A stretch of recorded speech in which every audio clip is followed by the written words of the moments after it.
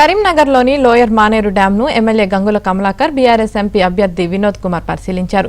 Lower Maneru డ్యాంలో నీటి నిల్వలు తగ్గిపోయాయని, తాగునీటికి కూడా ఇబ్బందులు తలెత్తే పరిస్థితి వచ్చిందని వినోద్ కుమార్, గంగుల కమలాకర్ అన్నారు. గత 10 ఏళ్లలో నిండు కుండలాగా ఉన్న లోయర్ మానేరు డ్యాం ఇప్పుడు డెడ్ స్టోరేజ్కి చేరిందని తెలిపారు. ఒకప్పుడు 24 గంటల పాటు తాగునీరు అందించామని, ఇప్పుడు 2 రోజులకు ఒకసారి కూడా ఇచ్చే పరిస్థితి లేదని వినోద్ కుమార్ అన్నారు. ప్రభుత్వం వెంటనే తాగునీటికి ఇబ్బంది రాకుండా చూడాలని కోరారు.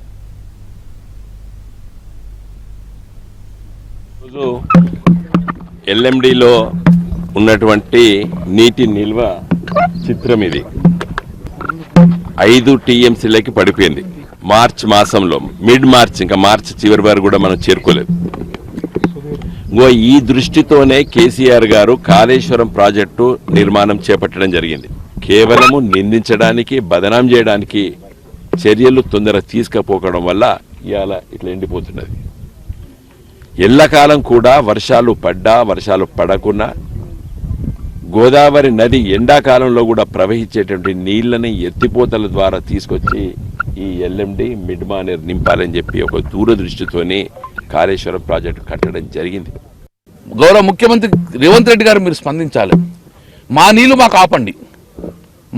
మానేరు నుంచి ఇప్పటికైనా నీళ్లు ఆపేస్తే కనీసం తాగునీరుకి ఇబ్బంది లేకుండా బతుకుతాం.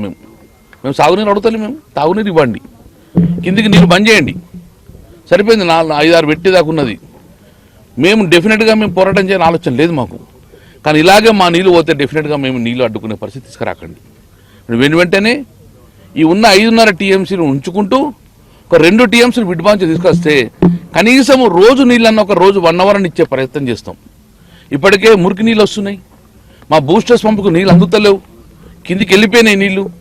అందుకే మేము బాధతో చెప్తున్నాం, ప్రజలను ఆదుకోవాలి. కాబట్టి మేము సాగునీరు 80% వెనుకోకుండా డైలీ వాటర్ ఇచ్చే అవసరం లేదు ఇప్పుడు మాకు ఎండాకాలం.